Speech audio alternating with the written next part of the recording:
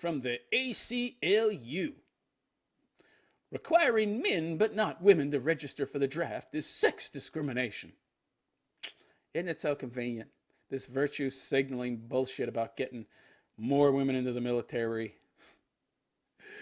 making the draft all inclusive when there'll probably never be a draft again. Yeah. Oh, yeah. Did you hear women calling for inclusiveness, diversity, equality in the military when the Vietnam War was going on? No.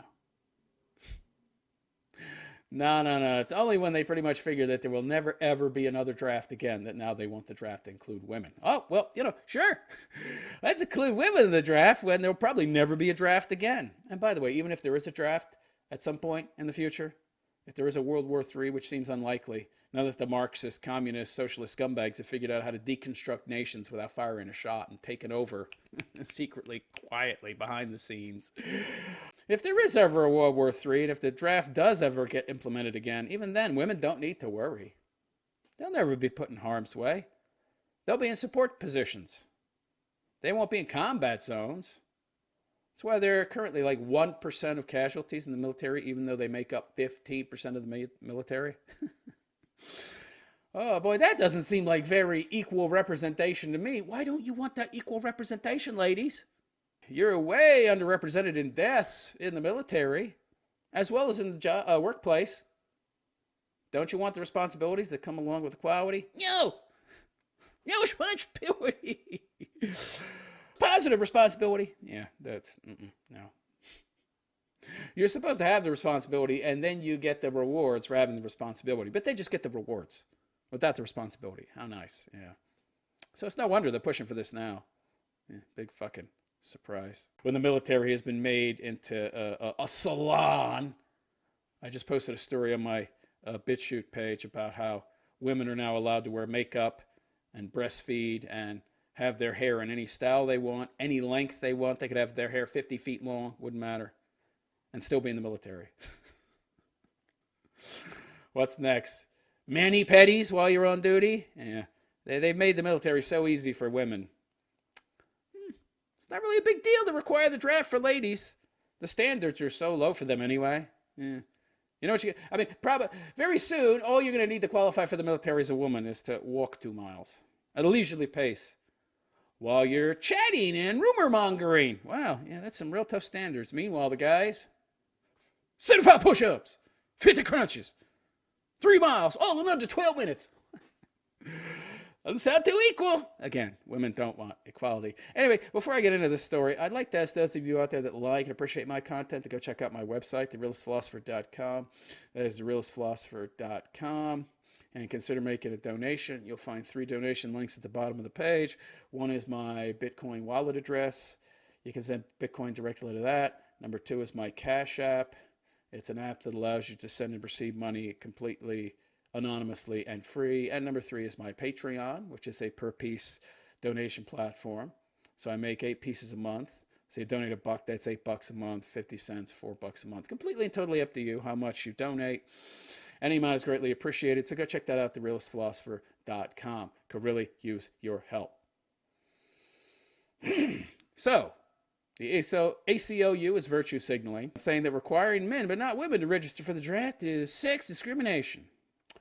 That's why we're asking the U.S. Supreme Court to end this practice when there's almost no chance of the draft ever being implemented again. And even if it were, the standards and requirements for women in the military have been lowered to such a degree that it's like not being in the military. Great! You're so virtuous, ACLU! So the requirement that only men but not women register for the draft is one of the last examples of overt sex discrimination written into our federal law. And it's against men.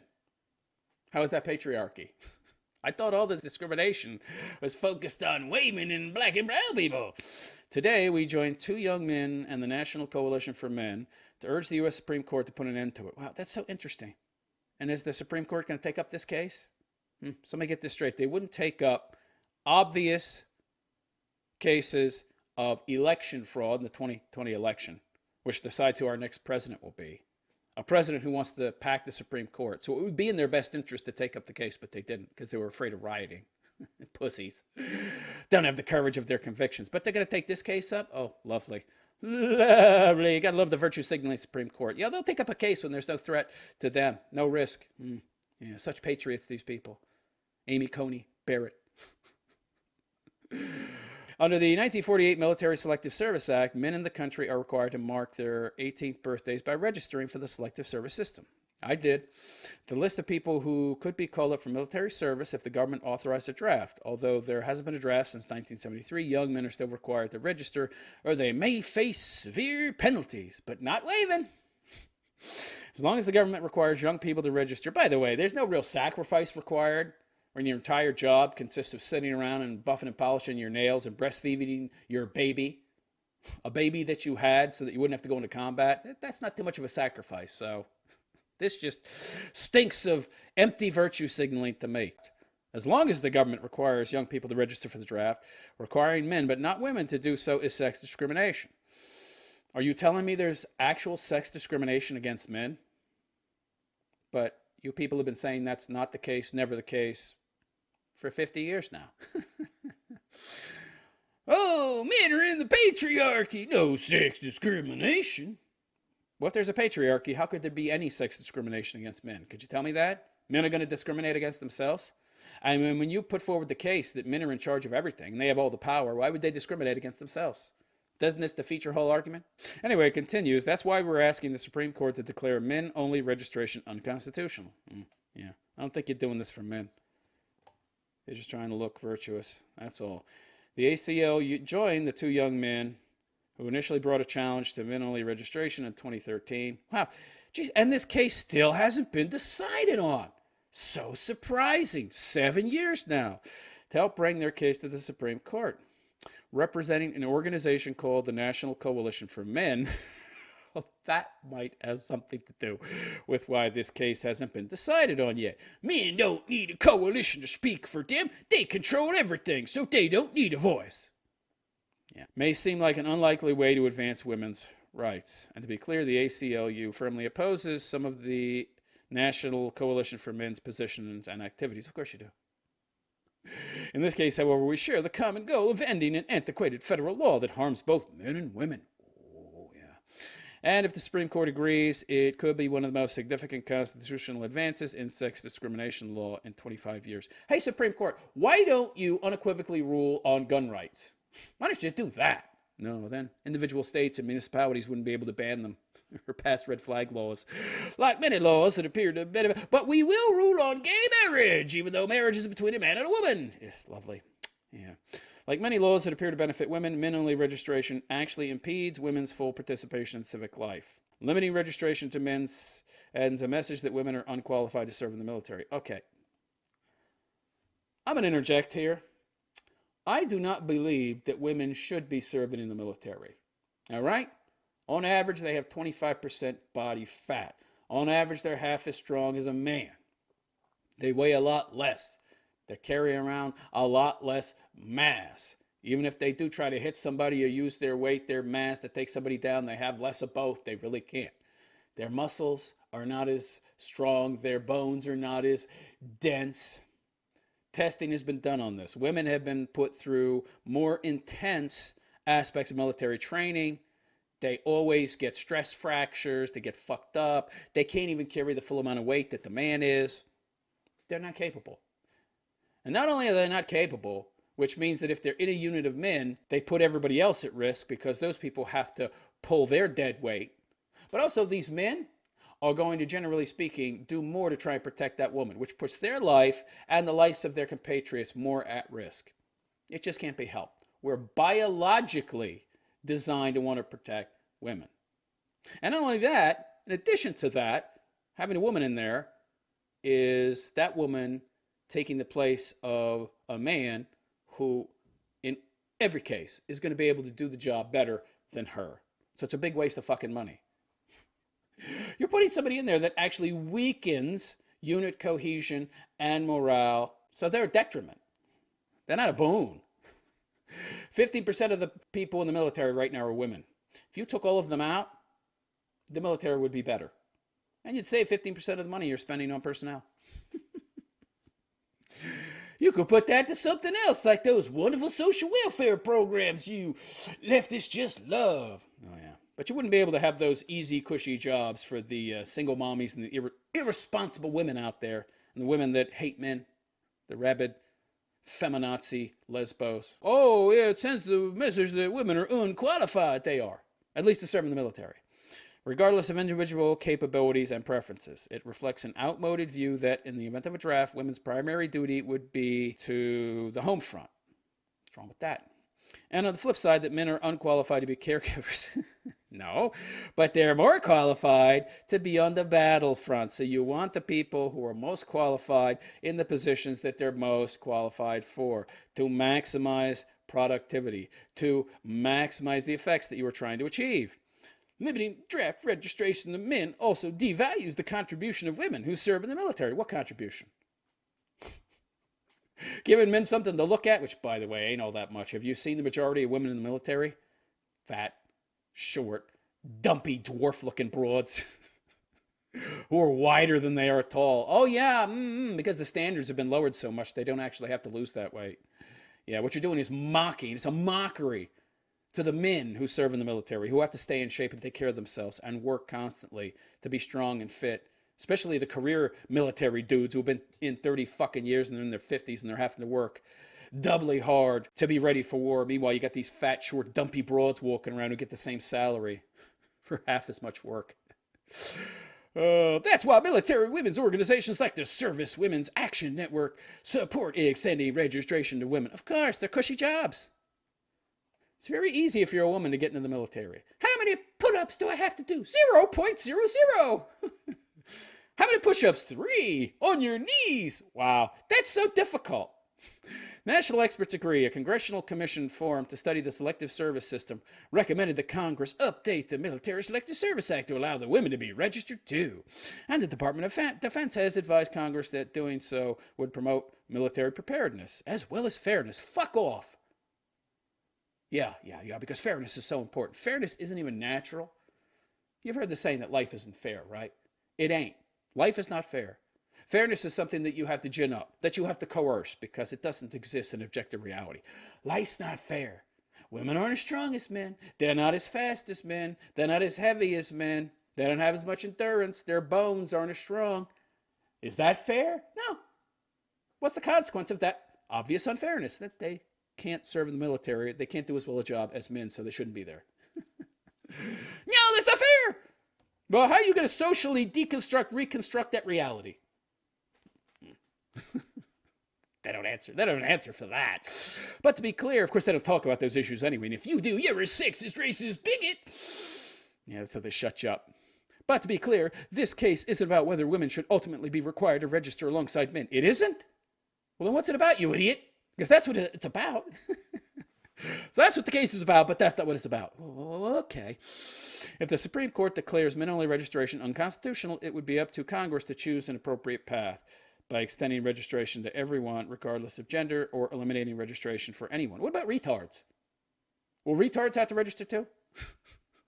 You know, there's IQ requirements. I think you have to have at least an 83 IQ. What if you're Forrest Gump? By the way, how did Forrest Gump get into the military? Remember that movie? He served in the military? I know for a fact. There's IQ standards. He had like a 75 IQ or something. He wouldn't have been able to get into the military. How'd that happen? Oh, man. So retards should be able to serve too, right? What about that TV show? Remember that TV show, Life Goes On, back in the 80s, that had that Down syndrome dude who was 21 years old, but a freshman in high school? And the whole show was about his retardedness and his challenges being a Down syndrome retard in the regular world. Why don't we put him in the military? Oh, yeah. He can stack the shells. He can stack the mortars. He can stack the big fucking artillery shells. They're very good at stacking stuff. Whenever I go to the supermarket, I see him stacking the fruit in the fruit aisle. They could serve some kind of purpose in the military, right? Why not put retards in there? What about midgets? Let's lower the standards further. Let's have midgets in the military. They could do something. They could carry the soup bowls. I've just cooked up this batch of soup. Carry this pot of soup into the mess. Little fucking dwarf trying to carry a 50 fucking pound vat of soup. It's got to be something you can find for fucking midgets to do, right? It's got to be something. Let's just have no standards. Then we can pack the military. Yeah. And of course, since these people are obviously less able, we can pay them half. So we can get twice as many people in there. Whoa! That's real preparedness, right? Yeah. That's the same logic. Same exact logic that they're using here. What Congress may not do is design a registration system that discriminates on the basis of sex. Men-only registration was first challenged more than 40 years ago. Yeah, nothing came of it then either, when several young people, represented by the ACLU, asked the Supreme Court to strike the Military Selective Service Act as unconstitutional sex discrimination. But the Supreme Court upheld the law in Rostkurt v. Goldberg. The Supreme Court reasoned that Congress could choose to require only men to register since the draft was aimed at replacing combat troops. Yeah. Oh my God! Was the Supreme Court saying that women couldn't fight as well as men? No. That's not true. Everything's a social construction. That's a lie. The only reason people say that women can't fight as well as men is because men made that lie up. Yeah.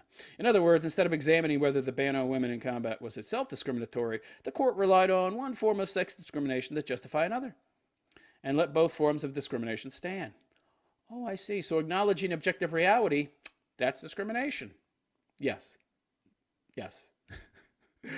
In 2012, the ACLU filed a lawsuit challenging the ban on women in combat, one of two cases that led the Department of Defense to lift the ban. Now that women are eligible to serve in combat roles, oh, God. But they still don't. That's the thing. They're eligible. Guess how many sign up? 0.001%. It's a ridiculously small number of the women in the military right now who do sign up. And guess what happens when they do? They're still assigned support positions.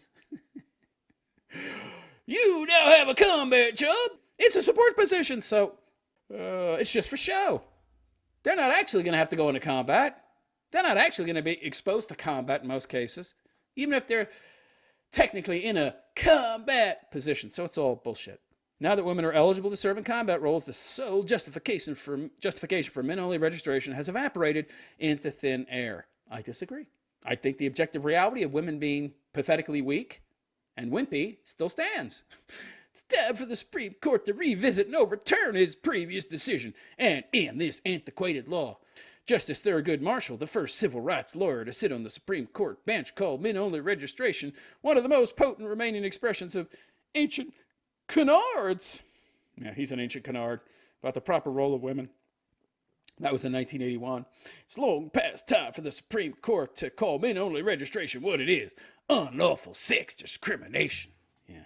Notice they don't say unlawful sex discrimination against men. Anyway, let me know what you think of this. Is the Supreme Court going to weigh in on this, even though they've had decades to do so? Are women going to now be required to sign up for the draft? I don't think so. I think this is just some hot air, virtue signaling. I don't think this is going to happen. But what do you think? You think I'm wrong? Let me know in the comment section, and please like and subscribe to my BitChute channel if you have not already. BitChute.com/TheRealistPhilosopher. That's BitChute.com/TheRealistPhilosopher. And again, if you really like what I have to say, consider making a donation by going to TheRealistPhilosopher.com. I could really use your help, guys.